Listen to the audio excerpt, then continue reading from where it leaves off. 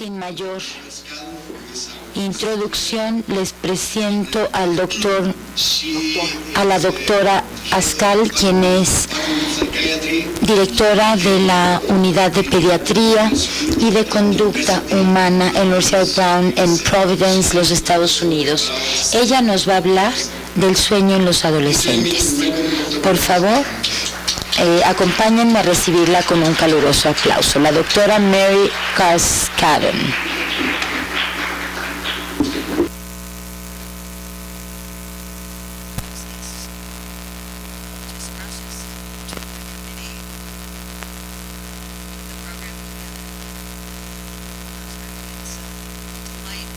Es un verdadero deleite para mí estar con ustedes el día de hoy. Quiero además felicitar a la Sociedad Mexicana del Sueño por su 10º aniversario, por los grandes logros que ha obtenido y por muchos más que habrá de obtener en el futuro. Esta mañana quiero hablarles del sueño en los adolescentes. Y permítanme empezar por mostrarles el panorama general de mi presentación. Casi todos ustedes deben estar familiarizados de la conducta del sueño en el adolescente, pero vamos a comentar algunos de los datos, qué es lo que ocurre cuando duermen los adolescentes. Después analizaré la biología y lo que sabemos ahora sobre la regulación del sueño y la manera en que ésta se modifica durante el desarrollo de la adolescencia. Vamos a identificar otros factores que están fuera de la biología, pero que como seres humanos debemos atender. Vamos a ver la manera en que la biología juega un papel fundamental entonces en estos cambios. Y después vamos a hablar de cómo es que el sueño juega un papel importante en el aprendizaje y en la vida académica. No tengo mucho que hablar sobre las intervenciones, pero durante la sesión de preguntas y respuestas también lo podremos abordar. Lo que sabemos sobre el sueño en los adolescentes es que se van a la cama más tarde. Los adolescentes en Estados Unidos de cualquier manera se despiertan muy temprano, no porque así lo quieran, sino porque las escuelas así se los exigen, así que duermen menos que cuando eran más pequeños. Quiero mostrarles rápidamente algunos datos de mi país. Estos son estudiantes estadounidenses. Es el grado del grado 6 al grado 12. O sea que el rango etario es de entre 11 y 12 hasta 17 o 18 años. Así que durante las noches de escuela, los alumnos, los estudiantes se van a la cama como a las 9 o 10 y se duermen más tarde. Fíjense, aquí vemos que se levantan muy temprano y se van levantando un poco más temprano a medida que crecen. Este es el número de horas que duermen. O sea, cada vez son menos y menos hasta que llegan a un promedio de 7 años en el grado 11 y 12. Vemos algunos aspectos biológicos. Estos son entonces los horarios que se van como extendiendo, por así decirlo, en particular en las noches de escuela. Quiero compartirles algunos datos a partir de ciertos estudios o de un estudio en particular realizado en Corea del Sur. Analiza el sueño en los distintos grupos etarios. Así que aquí vemos que en las noches en que los estudiantes van a la escuela, se van mucho más tarde a la cama en el grado 5 y 6, quinto y sexto, que en Estados Unidos. Cada vez se acuestan más tarde, casi hasta la 1 de la mañana cuando llegan al grado 11º y 12º. Y también se van levantando más temprano. O sea que las horas dormidas son similares en los más jóvenes en Estados Unidos y son mucho menos en cantidad. Esto se debe en parte a que en Corea del Sur la hora de irse a la cama es tan tarde porque los niños van a la escuela en la mañana, regresan a casa de la escuela, estudian y después vuelven a ir a la escuela durante las noches y se quedan ahí muchísimas horas. O sea que hay una gran presión académica. Esto es Corea del Sur, pero también ocurre de la misma manera en otros países asiáticos. Tienen el mismo patrón, o sea, los jóvenes duermen muy pocas horas. Y ustedes se podrían preguntar, entonces, ¿cuánto sueño requieren realmente los adolescentes? No les puedo dar una cifra exacta, pero sí podemos hablar de los hallazgos en este sentido. Una manera de abordarlo sería ver a qué edad o cuántos sueños se logra, o la diferencia de sueño que tienen los niños entre los días en que van a la escuela y entre semana. En los fines de semana obviamente no tienen limitaciones. Y hay un par de estudios realizados, uno en Estados Unidos y uno en Islandia, que nos muestran que alrededor de la edad de 10 años y con 10 horas de sueño, se duerme lo mismo entre semana y en fin de semana. O pueden, de hecho, dormir un poco menos y compensarlo en el fin de semana. Entonces 10 horas sería la meta en cuanto a horas de sueño. Nosotros pensamos que existía quizá una necesidad de menor sueño a medida que crecemos, a medida que envejecemos. Los niños empiezan durmiendo 10 horas y después van durmiendo menos, pero lo que observamos fue que no es así. La cantidad de horas de sueño requeridas no disminuye. Es como de 9 horas y 20 minutos entre las edades de 10 y 17. Esto es lo que registró el polígrafo. En otro estudio quisimos averiguar qué pasaría si los dejábamos dormir todo lo posible, todo lo que ellos quisieran. Aquí durmieron hasta 18 horas. Los teníamos en la cama tratando de dormir todas esas horas. Y la cantidad de sueño a lo largo de los días se llegó a nivelar como a 10 horas. Esto entre adolescentes de entre 10 y 16 o 17 años de edad. O sea que si integramos todos estos datos, podríamos pensar que quizá el adolescente promedio de entre 10 y 17 años de edad necesita entre 9 y 9 horas y media de sueño.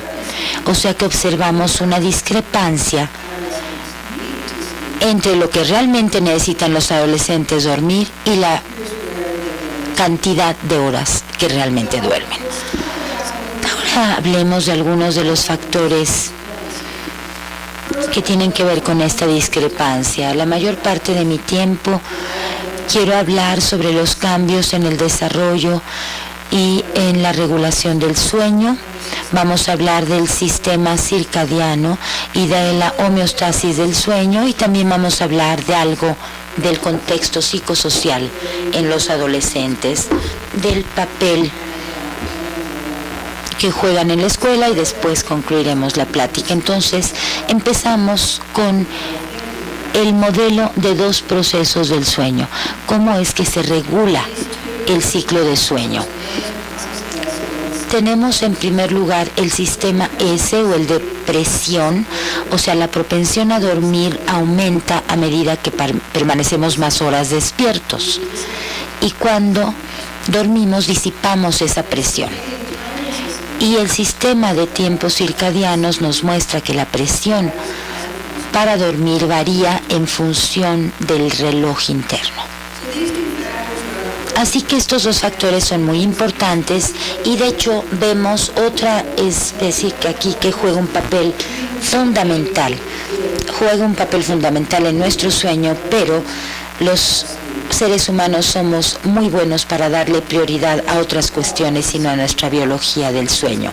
Así que, pues obviamente vemos que puede jugar un papel más importante del que se le da. ¿Qué ocurre con el sistema de tiempos circadianos durante la adolescencia? Vamos a hablar de varias etapas de este desarrollo, de la fase circadiana, del momento en que se pone el reloj, de la respuesta a la luz, del periodo intrínseco, de tal manera que vamos a incluir toda la amplitud de la señal circadiana y vamos a ver la manera en que esto se va intercambiando durante el desarrollo del adolescente. O sea que lo que vemos en el humano adolescente también se refleja en varios estudios realizados con mamíferos no humanos juveniles. Aquí tenemos un ejemplo del Homo sapiens y también a una estudiante que hace una revisión maravillosa y que realmente se adentra en la literatura y estudia muchísimo a los mamíferos que van mostrando esta demora en el sueño durante la etapa juvenil. No mucha gente estudia esto, pero Hagenauer hace el esfuerzo y es realmente muy valioso. Aquí tenemos a la Fatsandra, no vamos a entrar en mucho detalle, pero mucha gente no sabe lo que es una Fatsandra. Aquí se las muestro. Queremos hablar en primer lugar de la fase. Y una de las maneras de entender la fase circadiana es entender el cronotipo o el constructo que se da durante la mañana y durante la tarde. El cronotipo lo definió Ronneberg en un artículo muy interesante que reunió muchísimos datos, y lo que hizo Ronneberg fue preguntarle a la gente en sus noches libres, cuando no tiene que ir a la escuela ni ir a trabajar, ni hay nada que interfiera con su sueño, a qué hora se va a dormir y a qué hora despierta. Y su medición nos da el punto medio del sueño, o sea, nos da la mitad de la noche. Lo traza la mitad de la noche en este eje. Aquí tenemos 3, 4, 5 de la mañana, y él le hace la misma pregunta a cientos de personas en Europa, y lo que nos resulta particularmente importante de esta investigación es la primera parte de la gráfica.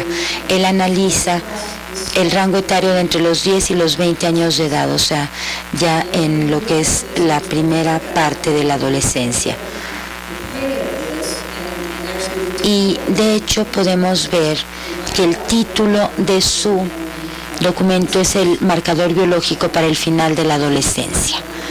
De hecho, el marcador es este punto de inflexión que está aquí.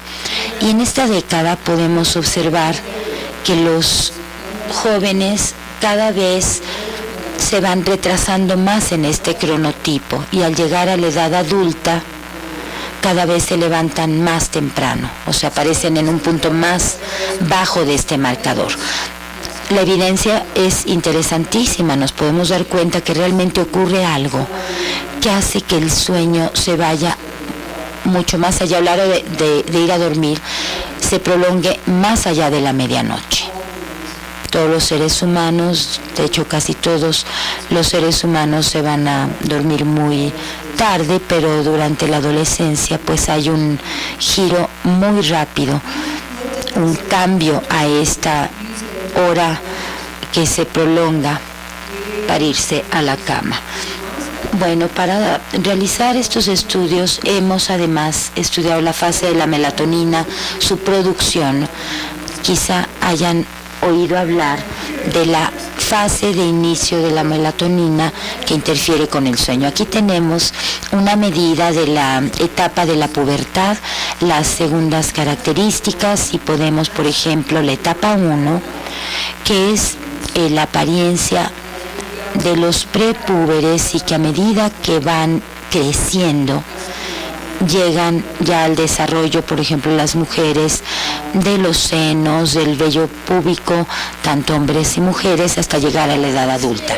En esta gráfica lo que podemos ver es que los tiempos en que nos vamos a dormir con base en nuestra preferencia no son los únicos que cambian, sino que también la fase del ritmo se va fijando a una hora posterior. Vemos entonces los mismos horarios durante las mismas semanas en que se realizó la medición, Y también podemos ver que existe una fuerte relación entre la fase de maduración y los tiempos de este marcador circadiano.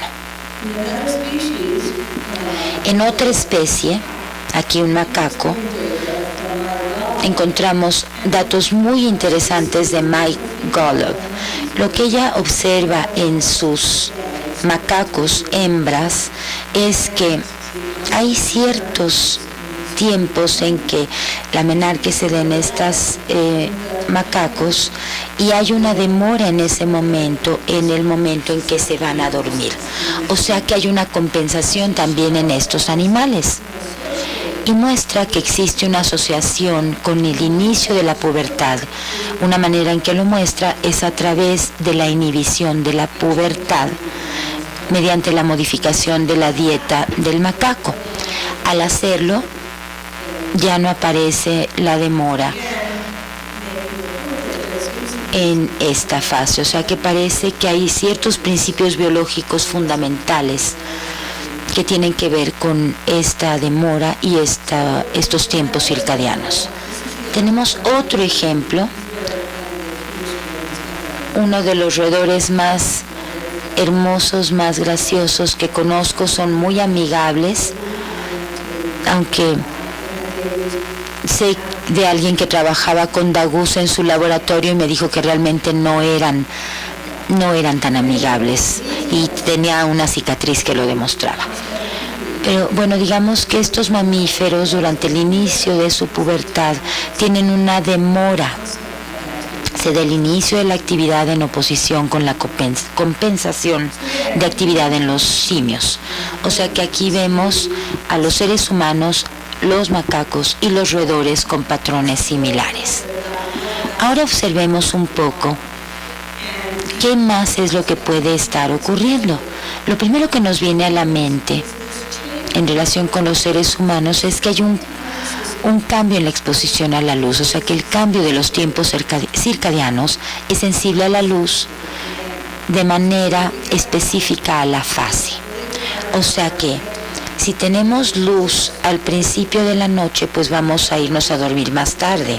Si hay luz en la mañana, nos va a despertar más temprano. Y por lo general vamos a tratar de mantener un equilibrio. O sea que si pensamos en que nos debemos quedar despiertos más tarde, como hacen los adolescentes, sobre todo en la actualidad frente a una computadora o una laptop o un televisor, va a haber más luz en una etapa posterior del día, lo que los va a hacer irse a la cama más tarde. Algo que también hacen con frecuencia es levantarse tarde o hacer de su habitación una cueva para que no entre ni un rayo de luz y así no les despierte y no sea como una señal que altere su sistema de tiempos circadianos. También podemos pensar en otras cosas que se pueden presentar, o sea, cambia el sistema circadiano de tal manera que los jóvenes sean más o menos sensibles a esta fase dependiendo de la señal de la luz durante la mañana, durante la tarde. Uno pensaría, bueno, si durante la adolescencia nos volvemos más sensibles a la luz de la tarde, nos vamos a ir a dormir más tarde. Por otra parte, si nos volvemos menos sensibles a la luz de la mañana, eso va a evitar que nosotros nos levantemos tan temprano. No hay muchos datos al respecto. Se realizó un estudio con ratones en la etapa prepúber. Estas son ratones hembras. Este es el tiempo nocturno, este es el tiempo diurno, o sea que no ocurre gran cosa si hay luz durante el día. Estos son cambios en la demora, cambios en el sentido avanzado, y podemos observar que se trata de ratones adultos. O sea que vemos lo que esperaríamos, que ya al principio de la noche no se van a dormir, se van a dormir más tarde. Y estas prepúberes, estas juveniles, muestran una exageración de la demora en la fase. O sea que hay evidencia que nos muestra que quizá esté ocurriendo algo con la sensibilidad a la luz durante el desarrollo juvenil. También nos preguntamos si el periodo intrínseco, es decir, si la longitud del día interno pueda ser más prolongado durante la adolescencia y más corto a medida que vamos entrando en la edad adulta. Les muestro aquí un modelo de lo que ocurriría si hubiera periodos más prolongados disociados con una fase más prolongada debido a la manera en que se van alineando las respuestas en esta curva. Contamos con datos de nuestro laboratorio que nos muestran que este es el número de adolescentes y este es el periodo circadiano. Tenemos las 24 horas, un reloj de más de 24 horas y acá de menos de 24 horas. Son datos provenientes de adultos. Todos los participantes, de hecho, han sido estudios en una disincronía. Podemos ver que los adultos están representados en color oscuro y se inclinan más hacia la izquierda, muchos de ellos con menos de 24 horas, y los adolescentes se pasan de las 24 horas, o sea, su periodo intrínseco es mayor. O sea, si el periodo es mayor, la fase es más tardía o es posterior. Podemos ver que esta biología puede tener un fuerte impacto en lo que está ocurriendo. La última dimensión que estamos analizando aquí es la amplitud del ritmo circadiano. En un estudio pudimos recopilar datos a partir de muchos adolescentes. Vemos los tiempos en el eje de las Ys, los prepúberes de aquí tenemos de 10 a 5 que serían los adultos. Lo que nos muestra esta gráfica es la melatonina en la etapa de maduración. Vemos que la amplitud es mucho menor en la etapa madura que en el nivel prepúber. O sea que este es un marcador del ritmo circadiano que parece mostrar un cambio en la amplitud. Con el fin de resumir lo anterior, quiero decirles que los ritmos circadianos operan de la siguiente manera. Los tiempos cambian, o sea, se presenta una demora durante la adolescencia y lo vemos en cuanto a preferencia de la fase o cronotipo o en la fase de la melatonina también. Vemos que la sensibilidad a la luz puede modificarse en los ratones prepúberes. Vimos que el periodo circadiano, que también afecta la fase, puede ser más prolongado en los adolescentes que en los adultos, y vimos que existe una amplitud reducida del reloj circadiano que puede de hecho disminuir o amortiguar la señal del sueño, lo cual nos hace más fácil permanecer despiertos hasta más tarde. Si integramos todo esto, vemos que se favorece el irse a dormir tarde más que levantarse tarde.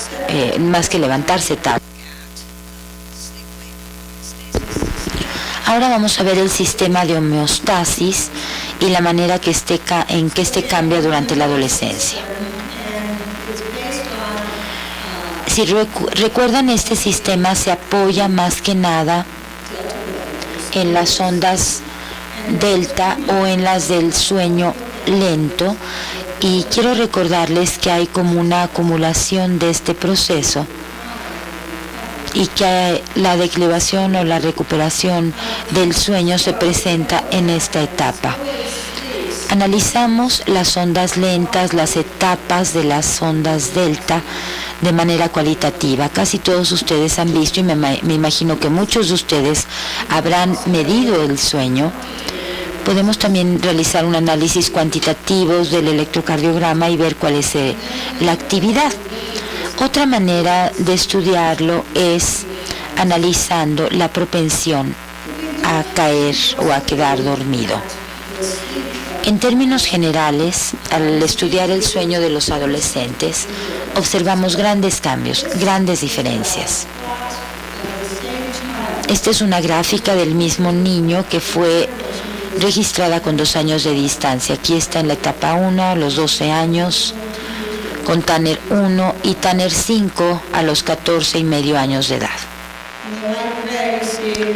De gris claro vemos el hipnograma tradicional del sueño, en oscuro vemos el análisis cuantitativo de la actividad de la onda lenta. Así, cuando estudiamos qué es lo que ocurre durante el sueño adolescente, vemos que la cantidad de sueño de ondas lentas a lo largo de la noche se reduce. Y con el desarrollo de la adolescencia se reduce como en 40%. O sea, el cambio es enorme y se presenta de manera muy rápida. También observamos un declive en la fuerza, en la fortaleza de la actividad de las ondas lentas. Aquí vemos unas grandes montañas, por así llamarlo, de una actividad más lenta en la etapa prepúber, y acá en la etapa postpúber es mucho más lento aún. También vemos que el patrón es similar a lo largo de la noche. Y justo ahí está la cuestión. Existen cambios fenomenológicos, pero ¿tiene esto algo que ver con la manera en que se regula el sueño? Yo les agradezco a Jenny a Jenny por estos datos. Los tomo de muchos niños en la etapa prepúber y postpúber, y realizó un análisis computacional de cómo se recupera el sueño, y además diseñó una métrica para el proceso de este deterioro del sueño y para la acumulación que se da a la hora de despertar. Jenny y Ackerman ven que este valor muestra la constante en el deterioro en el tiempo. Este cambio se da de igual manera tanto en los niños prepúberes como pospúberes. Pero en contraste, la constante del tiempo en aumento, la matriz o la velocidad a la que se va logrando la acumulación, se desacelera en los adolescentes pospúberes más que en los prepúberes. O sea que la tasa de deterioro es constante, es la misma. La necesidad de sueño es la misma, la recuperación es la misma, pero el proceso de acumulación cambia. Hablemos ahora de la propensión al sueño. Utilizando la prueba de latencia, la SLT, durante varios años en participantes prepúberes y pospúberes, pudimos observar que el grupo se divide aquí entre después de haber estado despiertos 6 horas y media, 10 horas y media, 14 horas y media, se guarda silencio, se trata de dormir. No les resulta fácil conciliar el sueño durante el día, pero a medida que los vamos manteniendo más horas despiertos, los prepúberes caen dormidos más fácilmente que los pospúberes. De hecho, se prolonga muchísimo más hasta que ya nadie se puede mantener despierto. Aquí, Le Bourgeois analiza qué es lo que sucede con los niños más pequeños y considera que parte de lo que cambia a nivel de la maduración durante el proceso del sueño como un sistema es esta acumulación de presión de sueño en las horas de vigilia. O sea que la acumulación más rápida se da aquí y en los niños de 2 años de edad, y pues tiene sentido, tienen que tomar siestas porque se va acumulando la presión del sueño muy rápidamente. Aquí el de 10 y de 15 años tienen una acumulación más lenta. O sea que a medida que vamos creciendo, pues la presión es cada vez menor. El proceso de recuperación además no cambia de tal manera que puede reflejar que la necesidad de dormir no cambia, pero que la acumulación del sueño se desacelera y nos facilita el quedarnos despiertos hasta más tarde. El resultado es que es mucho más fácil irse a dormir tarde, pero se requiere de la misma cantidad de horas de sueño. Si analizamos además el contexto psicosocial, además del biológico, vemos que ocurren muchísimas cosas.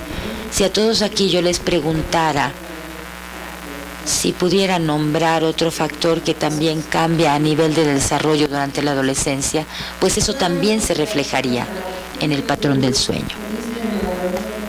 Por lo menos en nuestra cohorte estadounidense vemos que se ejerce la autonomía, que los chicos quieren convertirse en ellos mismos y que el primer lugar donde empiezan a demostrar su autonomía es en las horas que duermen. Soy más grande, quiero dormir más o quiero dormir lo que quiera.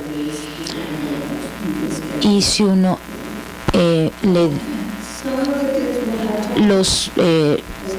estudiara más de cerca o los vigilara más de cerca, vería que se van a la cama cada vez más tarde. También hay aquí algo interesante y es el uso de sustancias, ¿no? La cafeína, por ejemplo, los estimulantes que le están prueban a veces el medicamento que está tomando su amigo para su déficit de atención. También se quedan frente a la pantalla, ya sea del monitor de la computadora o de la televisión, hasta muy tarde. Las redes sociales son como también sus primeros amores, ¿no? Ahí conocen a su primer amor, también lo pierden, todo esto afecta a su sueño. Y como les decía, podíamos seguir con una lista interminable de factores que influyen en el cambio del sueño y en la oportunidad de las horas de sueño. Quiero destacar algo que cada vez me adquiere mayor importancia. Esto, pues ya entrado el siglo XXI, nos muestra, con base en la investigación de Caín y Gradisar, que el sueño cambia, pero ¿por qué? Un mecanismo podría ser que se utilizan muchos medios en la noche y que eso reemplaza al sueño. Pero también puede haber otras cuestiones. Puede haber más excitación, mayor problema para dormirse, más dificultad para dormirse como proceso secundario. Y una tercera posibilidad que podría afectar el sueño a través del ritmo circadiano sería el exponer a nuestro reloj biológico a mayor cantidad de horas de luz. Entonces la profesora Gradisar y Caín en realidad no apoya ninguno de estos mecanismos. Todavía hay mucho por hacer. Pero en el norte me parece que algo que afecta el sueño de los adolescentes es las horas de inicio de la escuela. Esto lo regula más que nada el sistema de autobús escolar. Cuanto mayor es un alumno, más temprano empieza la escuela. Y los horarios de la escuela son los que regulan la hora en que un niño un adolescente se tiene que despertar. Realicé este estudio y encontré algo sorprendente. Se trata de niños que en el 10º grado tenían que llegar a la escuela a las 7:20 de la mañana. Ese era el inicio de clases. Les pedimos que llevaran sus propios horarios, que los fueran registrando, que también lo hicieran en los fines de semana. Y en términos globales, pues vimos que estaban durmiendo un promedio de 7 horas la noche. Cuando los llevamos al laboratorio y medimos su propensión al sueño con base en la prueba de latencia del sueño, vimos este patrón de mucha somnolencia, especialmente en la mañana. Las 8:30 no era tan temprano en comparación con la hora en que ellos inician clases, pero aún a esa hora estaban muy somnolientos. Y lo que me pareció aún más perturbador es que cuando estudiábamos el tipo de sueño que tienen, observábamos inicios de sueño REM en estos niños. Sé que hay clínicos en este grupo y que quizá estén pensando, se duermen rápido, entran directamente en el sueño REM, pues hay una población con narcolepsia. No había epidemia de narcolepsia en estos niños. Lo que así había era una epidemia de tenerse que despertar a un ritmo, a una fase de ritmo circadiano errónea. Si medimos el tiempo hasta el inicio de esta fase de melatonina entre quienes no tenían inicio de sueño REM y los que sí, observamos que la fase se prolonga en quienes tienen inicio de sueño REM. O sea que se despiertan más temprano con base en su sistema de tiempos circadianos para entrar en el sueño REM. O sea que no solo están muy somnolientos, sino que se quedan en cama, no están en clase a la hora que deberían. Si pensamos en las consecuencias de estos tres factores y en la manera en que interactúan entre sí, vemos que los tiempos del sueño son muy variables. Ronenberg nos habla de lo que es el jet lag social y relaciona el jet lag social con una serie de desenlaces negativos, más que nada en adultos. Diabetes tipo 2, obesidad, y me parece que también hay cierta evidencia de enfermedades cardiovasculares que aumentan en número en aquellos que tienen jet lag social. O sea, su patrón de sueño es muy distinto en los fines de semana que entre semana. Los adolescentes también tienen un sueño insuficiente crónico, tienen problemas de aprendizaje, de control de impulsos, de regulación de su conducta y somnolencia excesiva. Entonces dediquémosle unos minutos, a la somnolencia y a los problemas del sueño, así como a los logros y aprendizaje. La adolescencia es la etapa más importante para adquirir habilidades y ganancias cognitivas. Están los chicos básicamente a fines de secundaria y en prepa. Durante la adolescencia vemos que existe una relación entre la coherencia de las ondas lentas del electro y una mejora en la puntuación en las pruebas cognitivas. O sea, hay una mejora relacionada con el mayor sueño. Bueno, no lo sabemos con certeza, pero sí parece haber un paralelo entre lo que pasa con el sueño y lo que pasa con el aprendizaje. También sabemos, y todos estamos conscientes de ello, que el sueño prepara a los niños para aprender. Si no duermen lo suficiente, van a estar somnolientos, distraídos, irritables, no van a estar atentos ni motivados, no van a poder adquirir información porque están sufriendo todas estas incomodidades o distractores. Por otra parte, la recuperación de información que se ha aprendido se ve obstaculizada exactamente por los mismos factores. Y esto cuando se duerme muy poco. La capacidad del chico de acceder a la información que tiene que aprender se ve interrumpida. Y también sabemos ahora que el sueño hace algo entre la fase de adquisición y la fase de recuperación.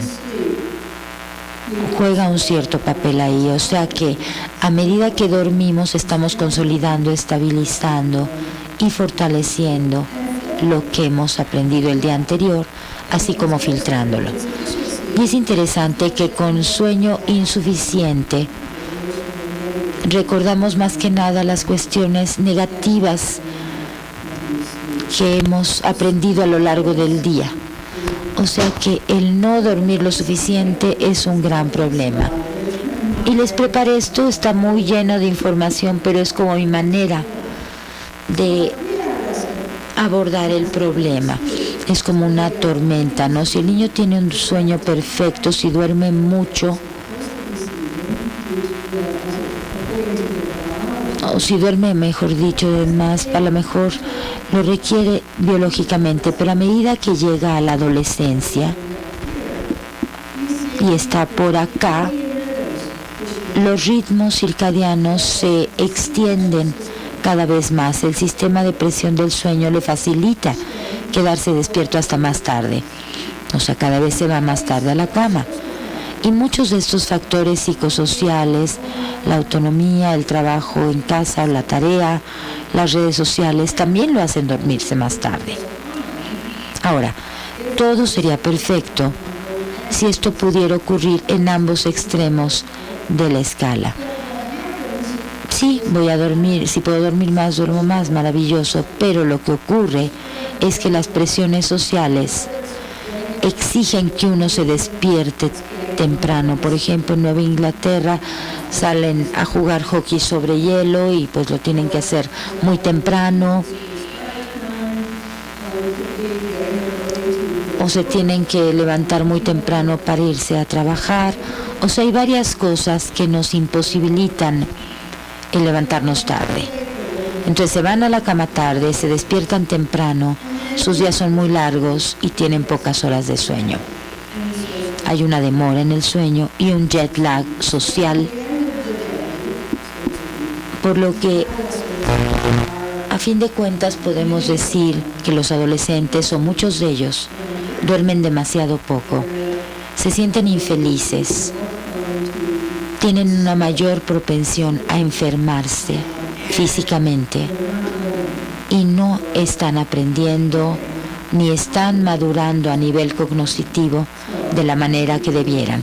Les agradezco muchísimo su atención.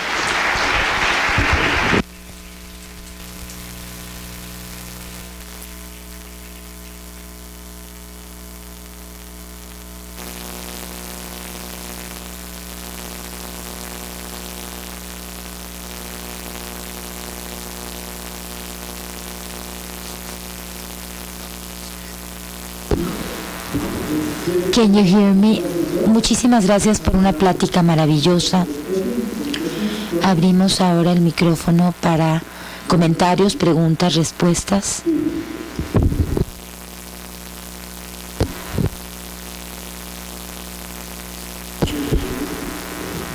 Are you hearing me? They need to speak at the microphone. Sorry.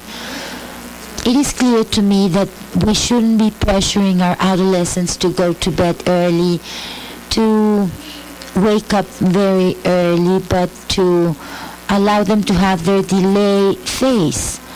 I think that that system has been well preserved, evolutionary speaking, but I don't see any point in doing that if our children are having poor performance. Could you please tell us what's the point in having adolescents like that?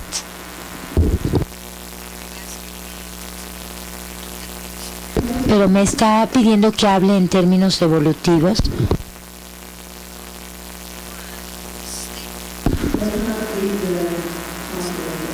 El sueño no ha dejado registros fósiles, o sea que realmente no sabemos mucho a nivel evolutivo.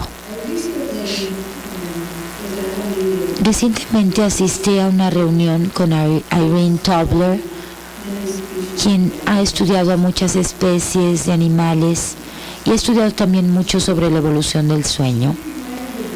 Y ella me recordó cuál es el principal papel de la evolución, y ese es la preservación de la especie. O sea, todo se resume en la reproducción. Digamos, si hablamos de la evolución humana. Y una de las cuestiones que vienen a nuestra mente son las sociedades más pequeñas, una pubertad demorada, un desarrollo demorado con el tiempo. O sea que los niños en la actualidad entran en la pubertad a los 10 u 11 años. Pero sabemos que históricamente, o sea, en los últimos 100 años o 120 años, la pubertad empezaba a los 15 o 16. O sea que los cambios evolutivos como que se dan un poco después, quizá. Y es como si fuera una anécdota, ¿no? Tenemos comunidades, o sea, pensemos, por ejemplo, en los que habitaban las cavernas,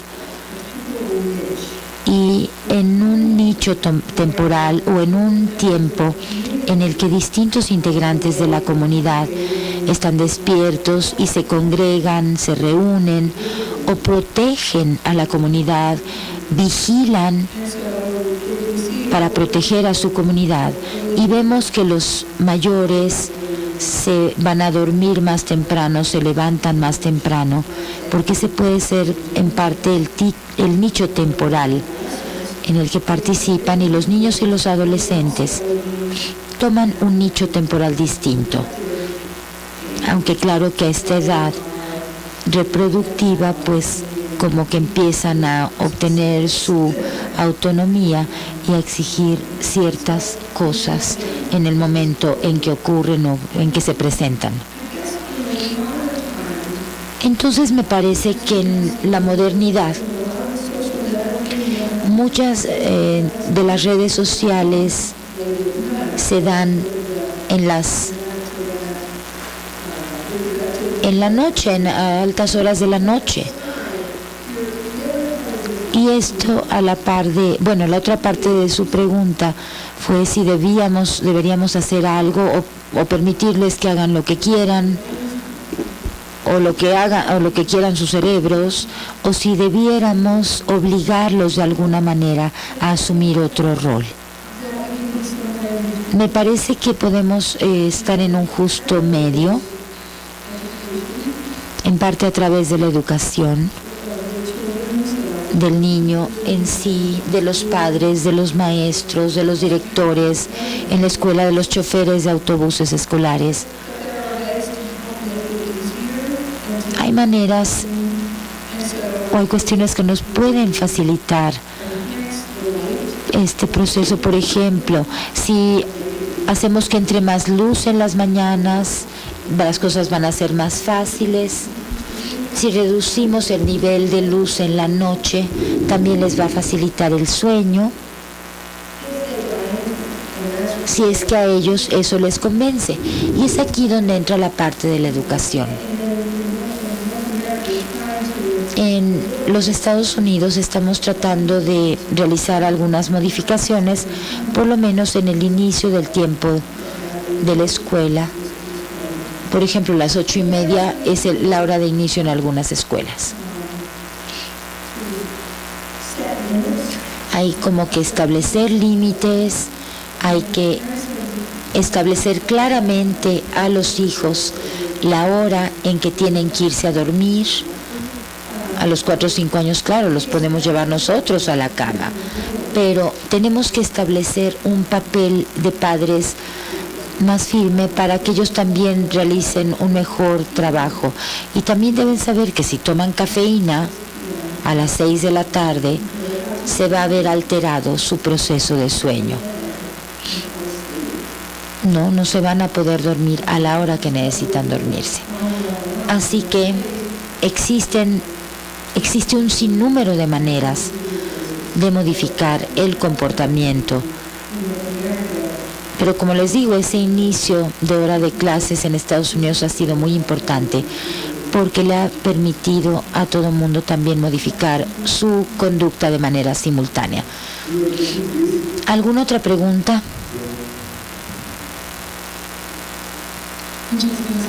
Thank you very much, Doctor. And first of all, I want to tell you that I really admire and respect your work. Hello, can you hear me? 1, 2, 3, can you hear me? ¿Puede repetir la pregunta, por favor? Me parece que no tenía encendido su audífono la doctora.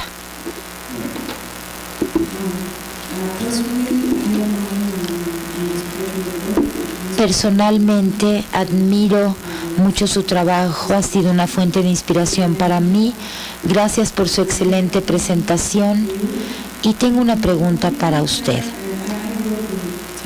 Yo trabajo con adolescentes y cuando comparamos a quienes van a la escuela en la mañana o quienes van a la escuela en la tarde, quienes empiezan su escuela a las 2 de la tarde, y hemos encontrado un patrón de sueño distinto.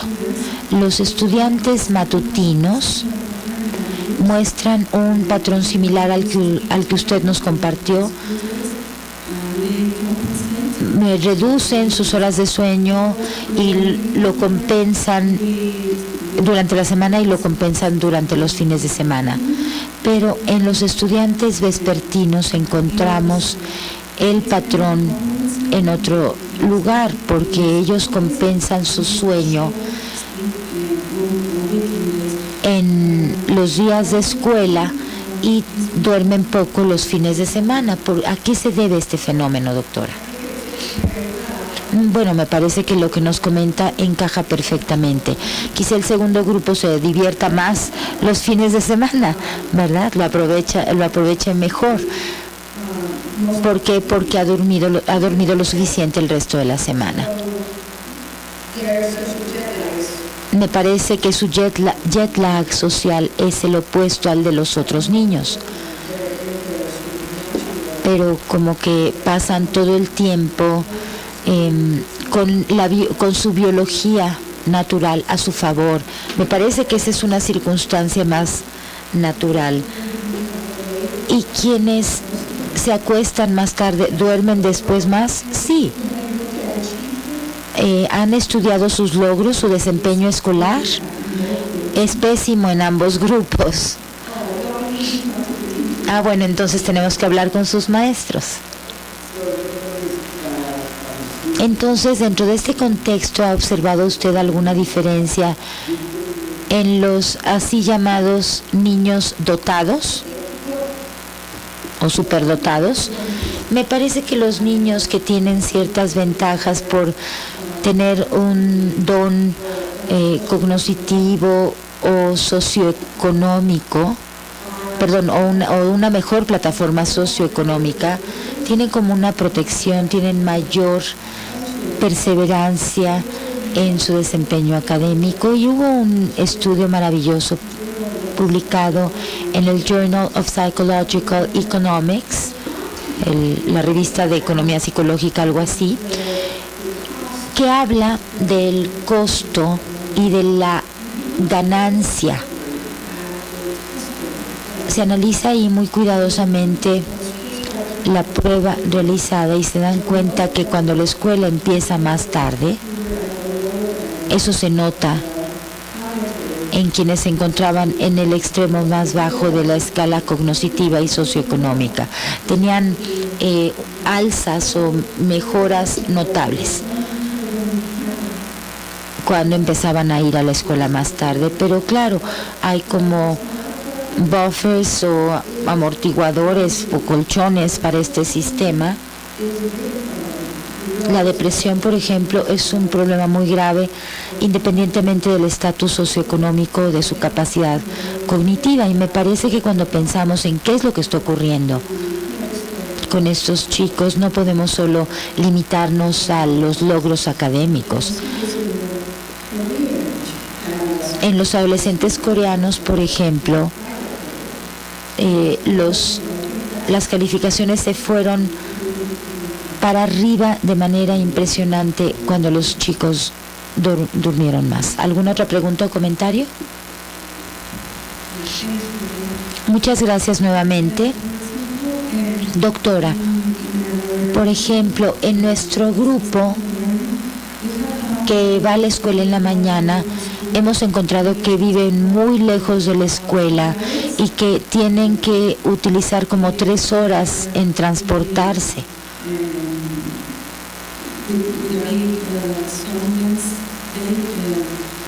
O sea que están muy somnolientos todo el día. En las tardes toman siestas como de 3 o 4 horas. ¿Es normal o qué piensa al respecto? El grupo que va a la escuela en la mañana tiene que despertar y después viajar 3 horas. Por ejemplo, ayer yo me tuve que despertar a las 3 de la mañana para tomar el primer vuelo y llegar aquí. No me tomé la siesta de 4 horas, simplemente me fui a dormir muy temprano en la noche, ¿no? Pero si la presión se acumula de esa manera, Y si solo están durmiendo 5 o 6 horas de las 9 o algo así, horas que necesitan, pues tienen que recuperarla de alguna manera. Me parece que esto los pone en una situación muy complicada, ¿no? Porque tienen que dormir lo suficiente y además hacer lo que los adultos les exigen que hagan. La última pregunta, por favor. Fue una plática extraordinaria, muchísimas gracias. Como padre, tengo gemelos de 9 años en 3er grado y a la escuela que van me parece que en 5º grado la hora de inicio es a las 8:30 de la mañana y yo la verdad espero que ese fuera el mismo horario para mis chicos. Mi pregunta es, ¿cómo sabe usted que los padres no son los que están modificando esos horarios? Yo sé que han cambiado en los Estados Unidos, que han empezado a entrar más tarde a la escuela, pero podría ser que los padres no estuvieran de acuerdo, porque si cambiamos el horario escolar tenemos que cambiar el horario de trabajo de los padres también. Bueno, se está cambiando el inicio de hora de clases y eso ha tenido efectos realmente muy importantes dentro de ciertas comunidades o distritos. Las familias con niños han tenido que llegar a un acuerdo y los distritos que han efectuado el cambio han trabajado muy arduamente para que le funcione a sus familias. Estoy leyendo tu mente, o sea, tú quisieras que ellos se fueran a la escuela más temprano porque quieres llegar a trabajar más temprano. Entonces, independientemente de lo que esto haga con sus pobres cerebritos, tú quieres que ayude a papi. Y tú, papi, estás en el otro extremo de ese periodo circadiano, de esa gráfica del periodo circadiano. Es tu hijo, bueno, es tu hijo quien necesita más apoyo. La edad de 10 años es la edad, digamos, perfecta. Van a estar somnolientos, van a estar somnolientos y durmiéndose tarde. Entonces tú podrías decir, bueno, se tienen que levantar media hora más temprano, pero ahora su biología está cambiando y les va a resultar más complicado lograr las horas de sueño que necesitan. Entonces, ¿qué pasa? Que entramos cada vez más en el mundo del jet lag social. Y los niños que tienen, digamos, más apoyo, más perseverancia, más resistencia, no tienen problema. A lo mejor tus hijos no sufran como otros, pero son los padres los que sí a veces empujan hacia un inicio de clases más temprano, pero en otros distritos hay quienes están luchando, algunos quieren cambiar, otros no quieren, ponen sobre la mesa todos estos temas y son cuestiones que se están discutiendo, pero a fin de cuentas, donde se dan los cambios más saludables es donde se ha hecho un esfuerzo serio por que haya un ajuste, por tener programas que le permitan a los padres que entran a trabajar más temprano llevar a sus hijos a la escuela más temprano y para que los más pequeños puedan regresar a casa con sus hermanos mayores, si a los padres no les es posible. O sea, cada comunidad ha hecho sus ajustes. Y antier supe que el inicio de entrada a clases en New Jersey se modificó de las 8 a las 7:30. Yo estaba en shock, porque realmente esto va en contra de toda la biología natural, en contra de los datos de los expertos. Perdón, dije, ¿cómo? ¿Están haciendo el movimiento al revés en el siglo XXI? Pero claro, todo esto representa un reto. Sé que hay muchísimas preguntas, pero tengo que detener aquí esta sesión para seguir adelante y para que la doctora pueda llegar al aeropuerto con suficiente tiempo. Muchísimas gracias, me divertí muchísimo con ustedes. Este es un regalo que le queremos entregar en nombre de nuestra sociedad